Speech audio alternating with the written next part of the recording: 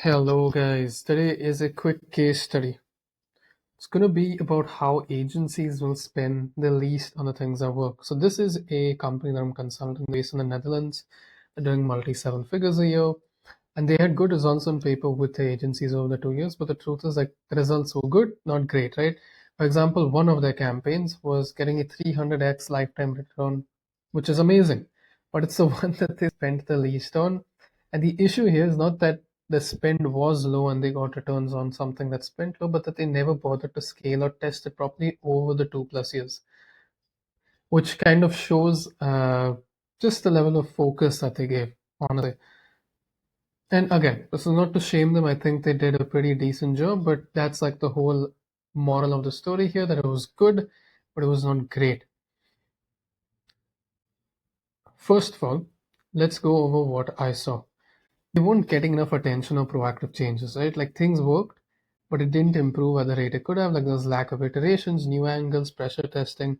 On Meta, like Facebook and Instagram, they literally just tried 15 to 20 ads over 2+ years.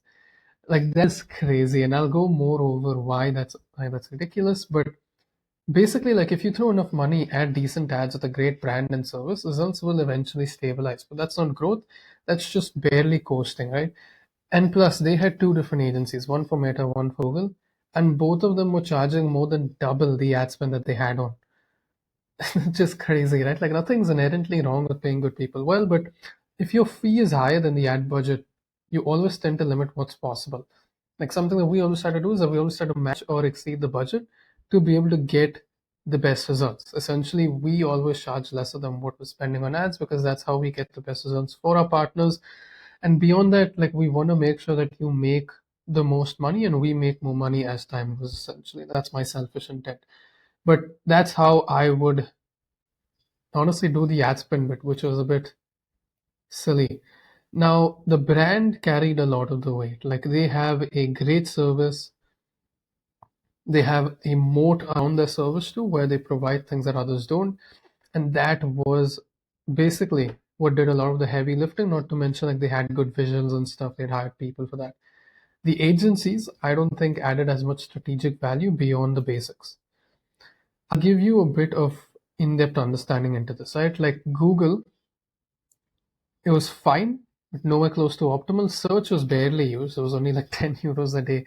And search, in my opinion, in my experience, has always been the cleanest, easiest to track. The best performing campaigns too had the least spend, like I told you. And Performance Max is what they used a lot.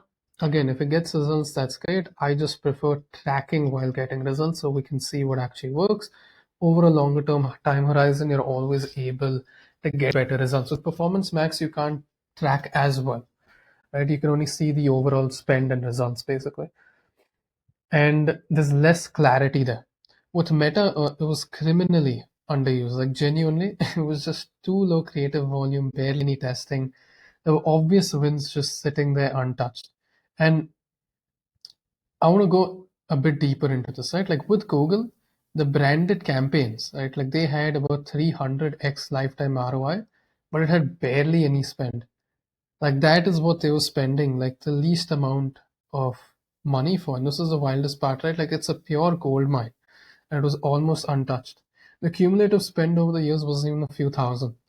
And is it, again, I'm going to be real with you, right? Like, is it guaranteed that scaling it would have doubled revenue? Obviously not, right? Like, nothing's guaranteed. But not testing it at all tells the whole story. And if you actually look at what the current agencies are doing right now, are they really going after the highest ROI results for you? Or are they going after what makes them the most money? Like, that's a pretty important objective to look at when you're actually seeing a partner, when you're looking at your vendors. From what I've seen, they want to get you the most leads possible. And don't get me wrong, people aren't like evil or something. They want to make you money and make money themselves. But is it just that you're trying to get more leads? Or are you trying to get the most bookings possible?